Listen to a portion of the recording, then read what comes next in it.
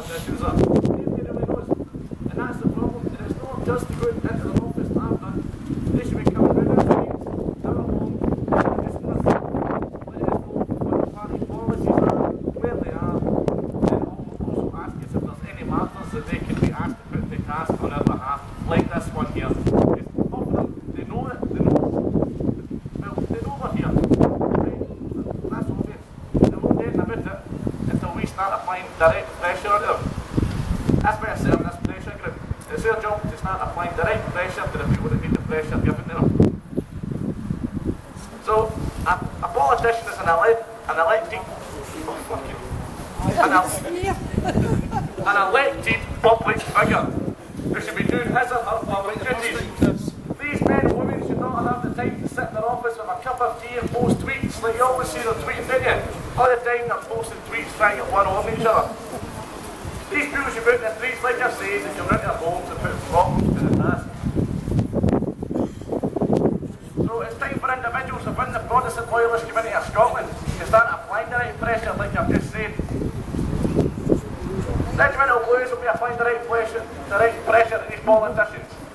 We'll be asking for open meetings in different towns like this one here, asking them to get a local community centre, get them there for a question answer so these guys can put their points across to them. That way they're there, you guys are there, and you guys are get done for the local community. It's these things that you can do for the local community up. So I'm going to move on to Northern Ireland briefly, because it's a subject that's close to our hearts right now, and it is a part of it. Every day, we haven't even watched this. We watch the justice system and political system fails them. It stops now.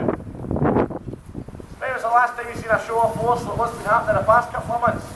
The show of force has been great, and I'm hoping.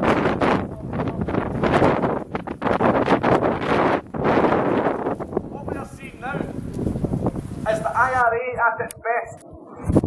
And I know I'm meant to say Sinn Féin, but myself, I'm not a Republican. I'm not a liar. It's the IRA that hide behind the Sinn Féin thing. That's a fact. And therefore, those guys are terrorists. They should not be able to live off the British taxpayers' money. That's when the problems will stop. These guys are the IRA at its best. You see, I'm only 22-year-old. I've left from elders, right? And you always hear them saying, we won the war, the IRA lost, and that's going to happen. Then it was back to the politicians, and that's when it was lost. Because think about it the way I've been thinking about it the past couple of weeks. So the IRA, right, they're ex-terrorists as they like to be known as now. They're living on 45 grand a year wages. Right? They've got nice fancy cars. They have got the power to lock up innocent protesters like ourselves. They've got the ability to start putting like we're seeing at the maze. So technically, they won the war now because they're where they wanted to be in the first place. And we've let them, not the community of Scotland, right? The community of Northern Ireland.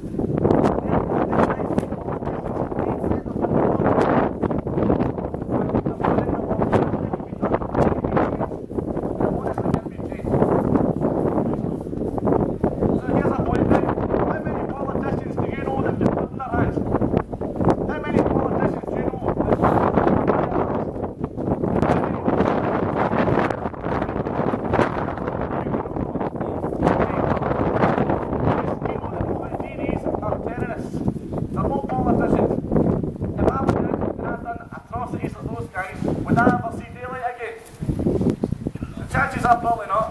And even if I was a free man after say 30, 40 years, would I be able to live my life in peace? Would I be able to provide my family with a 45 grand a year job at British taxpayers? Not a chance with that. This sheer mockery of our political system must stop. These terrorists must not be allowed to continue their slick ways, because that is what these terrorists is.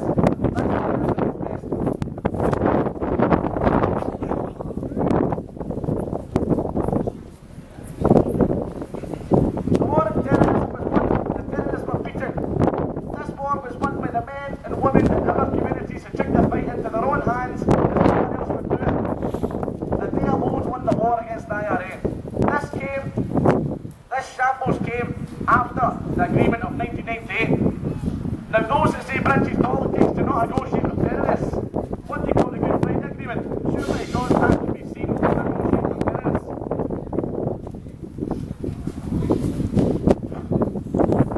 Then we come on to the main factor in this agreement, the word share.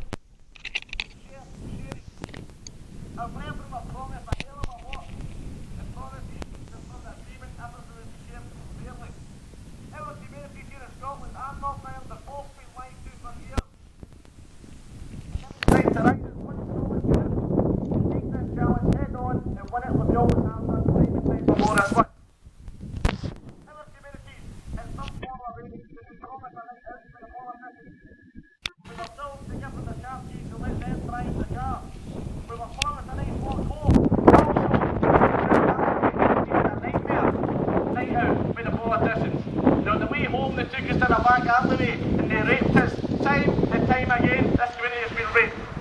And I use the word rape because it's graphic. And that is exactly what is happening.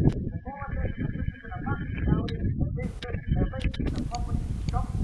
They're right in and dictated. That's the life we dictated to. That flag I see is all there. That's a flag of promise. And they're sitting there giving it Britain. And they're trying to say, I'm changing that. What's that chance? We don't let them.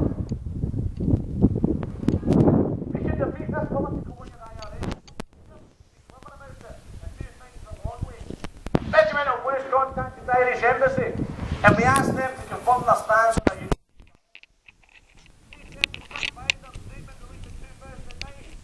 They did not wish this and they do not think the economy could handle the extra land and running cost.